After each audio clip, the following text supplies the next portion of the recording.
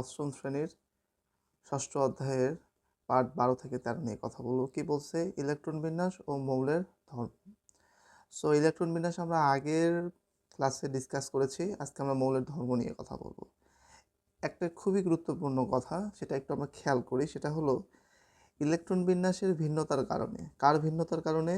Electron বিন্যাসের ভিন্নতার কারণে সাধারণত মৌলগুলো কখনো নিষ্ক্রিয়, কখনো সক্রিয়, আবার কখনো আধানযুক্ত হয়। কি হয় দেখো, ইলেকট্রন বিন্যাসেরই ভিন্নতার কারণে মৌলগুলো কখনো কি হয়, নিষ্ক্রিয় হয়, কখনো সক্রিয় হয় এবং কখনো আধানযুক্ত হয়।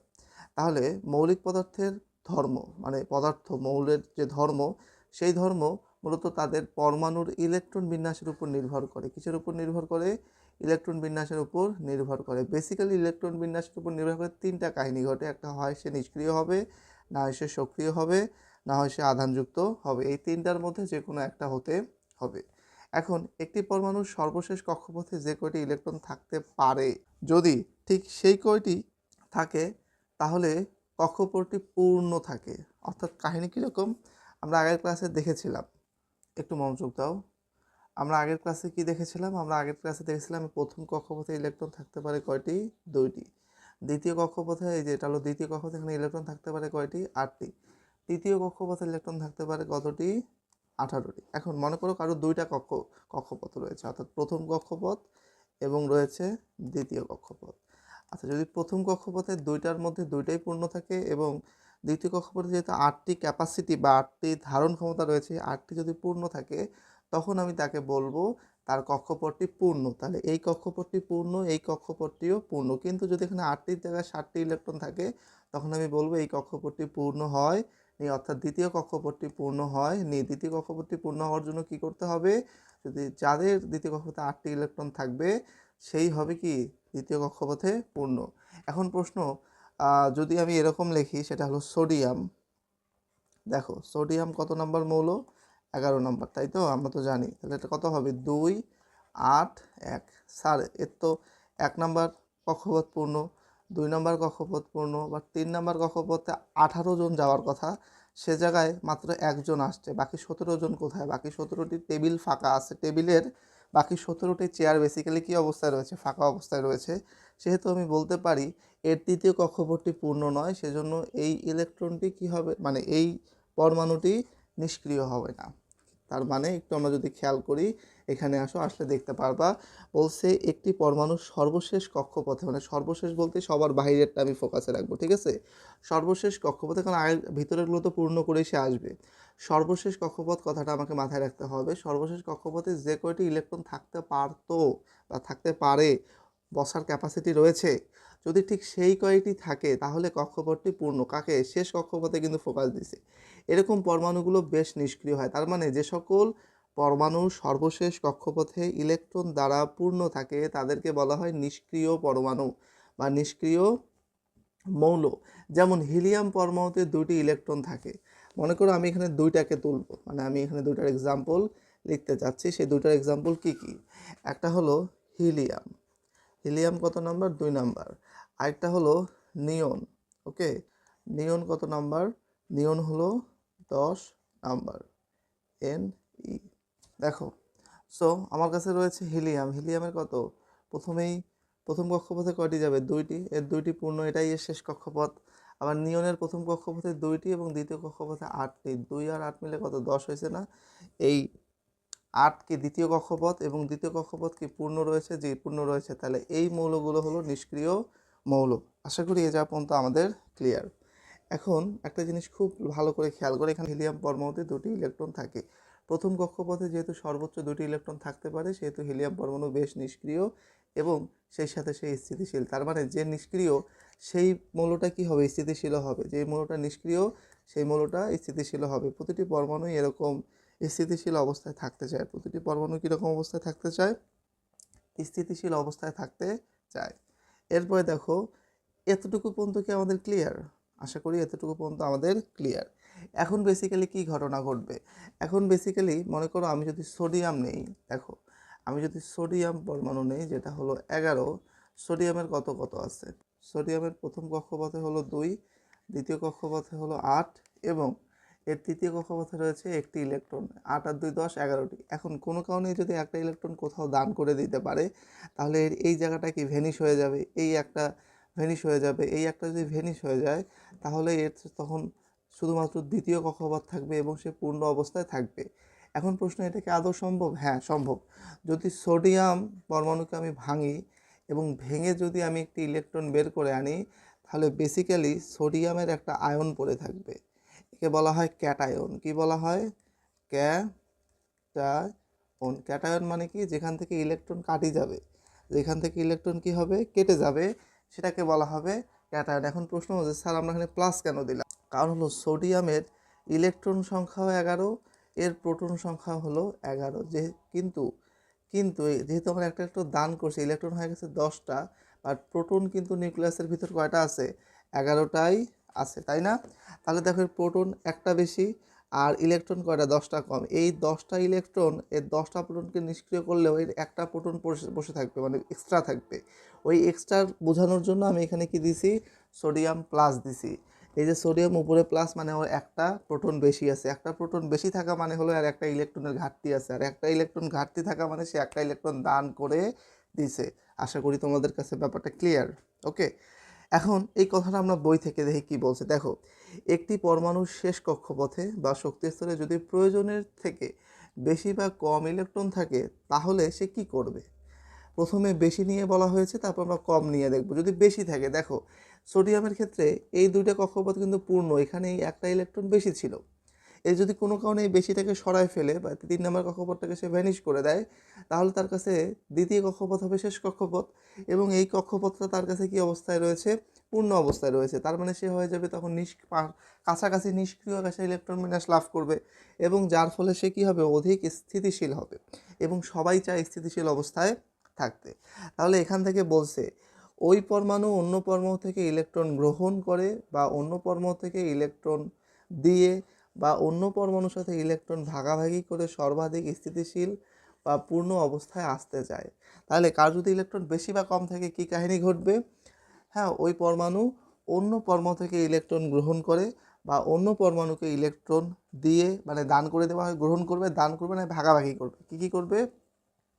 হয় সে গ্রহণ করবে, কথাগুলো কোথায় লিখি? এখানে লিখি। হ্যাঁ, হয় সে কি করবে? দেখো, হয় সে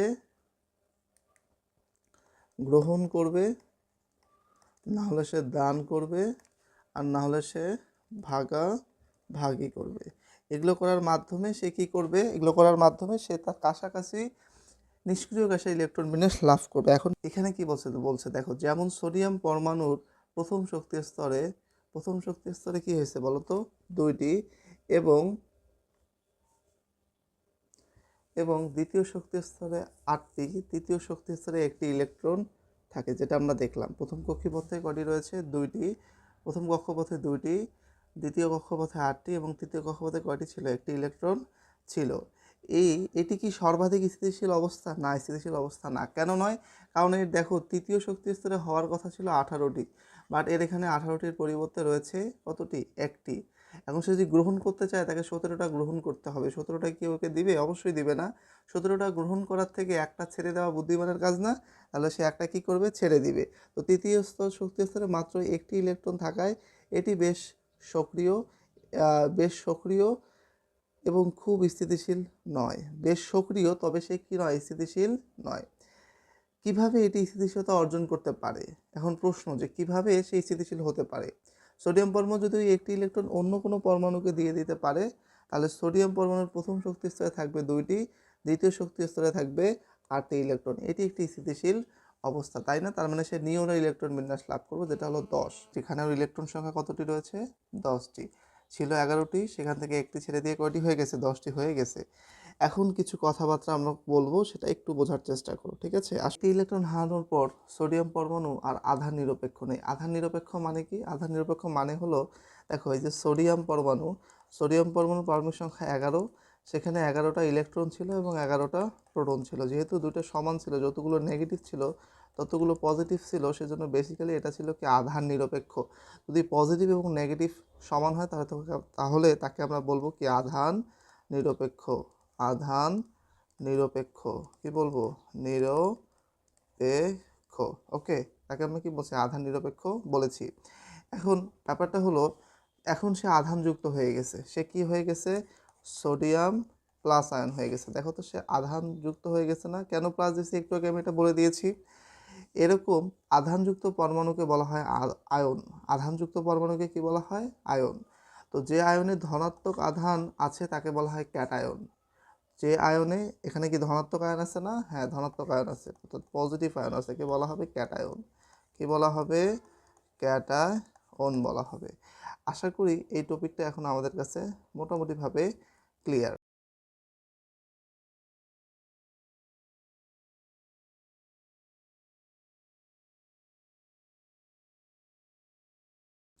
ওকে, আশা করি এই ব্যাপারটা এখন আমাদের কাছে ক্লিয়ার। সোডিয়াম পরমাণুতে কয়টি পারমাণবিক সংখ্যা কত, 11। এখন এ তো ইলেকট্রন ত্যাগ করছে, তাই না, করে কি ধনাত্মক আয়নে পরিণত হয়েছে। এই ধনাত্মক আয়নকে আমরা কি বলি, ধনাত্মক আয়নকে আমরা বলি হলো ক্যাটায়ন। এখন আরেকটা এক্সাম্পল দেখা যাক, সেই এক্সাম্পলটা হলো ফ্লোরিনের। কার, ফ্লোরিন। দেখো ফ্লোরিনের ক্ষেত্রে আমি কি বলতে পারি, তাকাও একটু। এই হলো ফ্লোরিন, এফ ফর ফ্লোরিন, ফ্লোরিনের পারমাণবিক সংখ্যা হলো 9। এখন একে যদি আমি ইলেকট্রন বিন্যাস করি তাহলে প্রথমে যাবে 2টা, তারপরে যাবে 7টা। দেখো প্রথম কক্ষপথে তো 2টি রয়েছে পূর্ণবার, দ্বিতীয় কক্ষপথে কটি রয়েছে, 7টি। বলো তো এর পক্ষে 7টি ছেড়ে দেওয়া সহজ নাকি একটি গ্রহণ করা সহজ? কি 7টি ছেড়ে দেওয়া সহজ না একটি গ্রহণ করা সহজ? অবশ্যই একটি গ্রহণ করা সহজ। গ্রহণ করলে সে কি হয়ে যাবে, এখানে 8টি হয়ে যাবে। আর যদি 7টি ছেড়ে দেয় তাহলে কক্ষপথ কত, দ্বিতীয় কক্ষপথটা ভেনিশ হয়ে যাবে এবং প্রথম কক্ষপথটা পূর্ণ থাকবে। তো 7টি ছেড়ে দেওয়ার তুলনায় এর একটি গ্রহণ করা সহজ, সেজন্য এ অন্য কারো কাছ থেকে একটি ইলেকট্রন গ্রহণ করে এর দ্বিতীয় কক্ষপথে 8টি ইলেকট্রন দ্বারা সেই কক্ষপথটাকে পূর্ণ করবে। কক্ষপথটাকে কি করবে, পূর্ণ করবে। আসো দেখি কি হয়েছে, বলা হয়েছে এই উদাহরণটার দিকে একটু তাকাও। সো এখানে দ্বিতীয় শক্তি স্তরে এই যে ফ্লোরিনের দিকে দেখো, ফ্লোরিন ইলেকট্রন বিন্যাসে 2 এবং 7 রয়েছে, যেখানে স্থিতিশীলতা নাই। কেন স্থিতিশীলতা নেই, কারণ এর দ্বিতীয় স্তরে 8টি ইলেকট্রন নেই। তো সর্বাধিক স্থিতিশীল অবস্থায় যেতে হলে ফ্লোরিন পরমাণুকে কি করতে হবে, দ্বিতীয় কক্ষপথে 8টি ইলেকট্রন প্রাপ্তি করতে হবে, অর্থাৎ 2 8 হতে হবে। এখন 7টি ইলেকট্রন ছেড়ে দেওয়া বেশ কঠিন, কিন্তু ফ্লোরিন যদি একটি পরমাণু কারো কাছ থেকে নিতে পারে তাহলে সে আরও স্থিতিশীল হতে পারবে, কারণ দ্বিতীয় শক্তি স্তরে 8টি ইলেকট্রন থাকবে। কেন, কারণ দ্বিতীয় শক্তি স্তর পূর্ণ হবে, পূর্ণ হলেই তার জন্য কি হবে, স্থিতিশীলতা অর্জন করা সহজ হবে। সো দেখা যাক, প্রথম ধরা যাক ওই যে সোডিয়াম যে ইলেকট্রনটা ছাড়িয়ে দিয়েছে, ইলেকট্রন তো ইলেকট্রনই, সেই ইলেকট্রনটা আমাদের ফ্লোরিন গ্রহণ করবে। কে গ্রহণ করবে, ফ্লোরিন গ্রহণ করবে। আমাদের ফ্লোরিন সেই ইলেকট্রনটাকে গ্রহণ করে নেবে। গ্রহণ করলে এটা বেসিক্যালি ফ্লোরিন মাইনাস আয়ন হয়ে যাবে। কি হয়ে যাবে, মাইনাস আয়ন হয়ে যাবে। তো ফ্লোরিন পরমাণু একটি ইলেকট্রন গ্রহণ করার পর ঋণাত্মক আধানযুক্ত হয়েছে এবং ঋণাত্মক আয়নে পরিণত হয়েছে। এরকম ঋণাত্মক আধানযুক্ত আয়নকে বলা হয় অ্যানায়ন।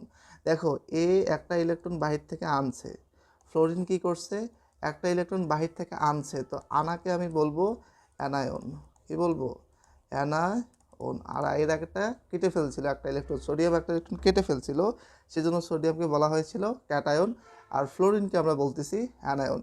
ইলেকট্রন গ্রহণ বা বর্জনের মাধ্যমে পরমাণু আয়নে পরিণত হয়। কিসে পরিণত হয়, আয়নে পরিণত হয়। দুটি পরমাণুর মধ্যে যে ইলেকট্রন বর্জন করে তাকে বলা হয় ক্যাটায়ন, মানে যে কাটায় তাকে বলা হয় ধনাত্মক আয়ন, আর যে ইলেকট্রন গ্রহণ করে তাকে বলা হয় ঋণাত্মক আয়ন বা অ্যানায়নে পরিণত হয়। তাহলে ইলেকট্রন গ্রহণ বা বর্জনের মাধ্যমে পরমাণু আয়নে পরিণত হয়। কিসে পরিণত হয়, পরমাণু আয়নে পরিণত হয়। এখন দুটি পরমাণুর মধ্যে যে ইলেকট্রন বর্জন করে তাকে বলা হয় ক্যাটায়ন বা ধনাত্মক আয়ন, আর যে ইলেকট্রন গ্রহণ করে তাকে বলা হয় ঋণাত্মক আয়ন অথবা অ্যানায়ন।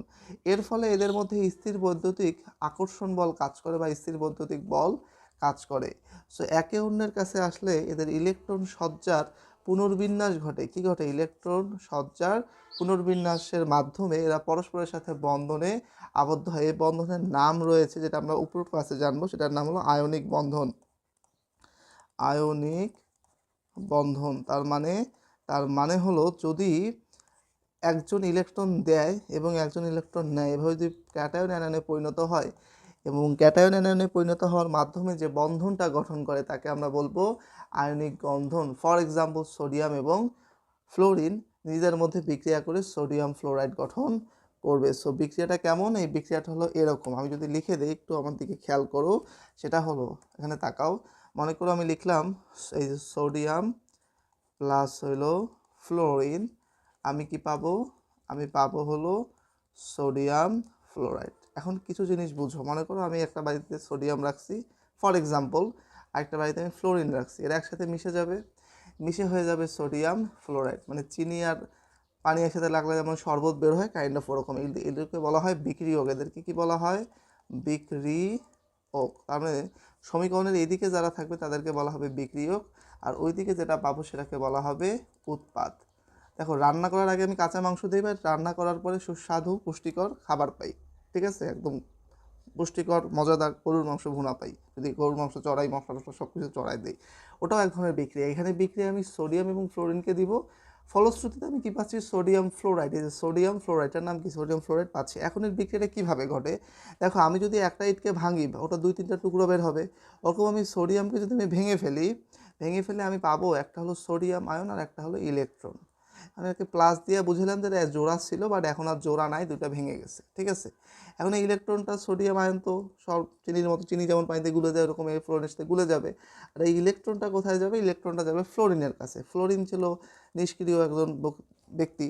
কারণ ফ্লোরিনের সাথে আমি ওই ইলেকট্রনটা এসে আমাকে কেউ নিচ্ছে না, তুমি একটু আমাকে নেও, আমার থাকার জায়গা নাই। সুন্দর করে ফ্লোরিনটা কি হয়ে গেল? মাইনাস হয়ে গেল। এখন এ আর এ যখন যুক্ত হলো, এই যে ফ্লোরিন আর এই যে সোডিয়াম আর এই যে ফ্লোরিন যখন যুক্ত হলো, তখন আমি এদিকে কি পাবো? তখন আমি এদিকে পাচ্ছি হলো সোডিয়াম প্লাস আর ফ্লোরিন, মানে যেহেতু এদের আয়ন সমান, তো আমরা এটাকে সোডিয়াম ফ্লোরাইড লিখতে পারবো। এবং উল্টো দিকে এদিকে আমি কাকে কাকে দিছি? সোডিয়ামকে দিছি আর ফ্লোরিনকে দিছি। এই ইলেকট্রনটা তো এই ইলেকট্রনটাই হলো এই ইলেকট্রনটা, তাই এটাকে আর আমি এক্সট্রা করে লিখলাম না। তাহলে আমি লিখলাম হলো সোডিয়াম এবং ফ্লোরাইড। তার মানে কাহিনী কি? চিনি, এই যে চিনি পানিতে দিলাম, তারপর পানিটাও মিষ্টি হয়ে গেছে। এখন আমি কি বলবো যে পানিটা কেন মিষ্টি হয়ে গেলো? চিনি তো মিষ্টি ছিলই, তাই না? ওরকম ইলেকট্রনটা এদের মাঝে কি হয়েছে? মানে আদান প্রদান হয়েছে। এ ছেড়ে দিছে আর এ কী করছে? গ্রহণ করছে। দেখো, চিনির মিষ্টতা বা মিষ্টি স্বাদটা শুধু চিনির কণাগুলোর ভিতরেই ছিল, কিন্তু সেটা পানিতে ঢুকে গিয়ে পানিকেও মিষ্টি বানায় ফেলছে। আর আমরা বলি কি পানিটা শরবত হয়ে গেছে বা মিষ্টি হয়ে গেছে। আসলে চিনির কণা থেকে যে মিষ্টতা সৃষ্টিকারী উপাদান রয়েছে, সেটাই কিন্তু পানির কণার সাথে মিশে গিয়েছে, সেজন্য পানিটা কি হয়? মিষ্টি স্বাদযুক্ত হয়। আশা করি তোমাদের কাছে এই টপিকটা এখন ক্লিয়ার। সো এই টপিক নিয়ে যদি কারো কোনো কোয়েশ্চেন থাকে, অবশ্যই আমি পরবর্তী ক্লাসে সলভ করে দেওয়ার চেষ্টা করব। আর এখানে অধ্যায় শেষে যা শিখলাম সেখানে কি কি রয়েছে একটু আমি যদি দেখি, এখানে এগুলো আমরা আশা করি পারি। পরমাণু অবিভাজ্য নয়, ইলেকট্রন প্রোটন নিউট্রন সমন্বয়ে গঠিত। পরমাণুর কেন্দ্রে রয়েছে নিউক্লিয়াস, নিউক্লিয়াসে রয়েছে ধনাত্মক আধান বিশিষ্ট প্রোটন এবং আধান নিরপেক্ষ হলো নিউট্রন, এবং পরমাণুর ভরের প্রায় সমস্ত ভর নিউক্লিয়াসে রয়েছে। এগুলো আমরা সবাই পারি। ওকে, সো এই ছিল বেসিক্যালি আমাদের আজকের ক্লাসের টপিক, সেটা হলো ইলেকট্রন বিন্যাস ও মৌলের ধর্ম। এই টপিকটা অনেকের কাছেই কঠিন লাগে, এতটুকু আমি শিওর। সো তোমরা, আশা করবো যে তোমরা এটাকে নোট করে নিয়েছো। দেখা হচ্ছে পরবর্তী ভিডিওতে। সে পর্যন্ত সুস্থ থাকবে, সুন্দর থাকবে। আল্লাহ হাফেজ।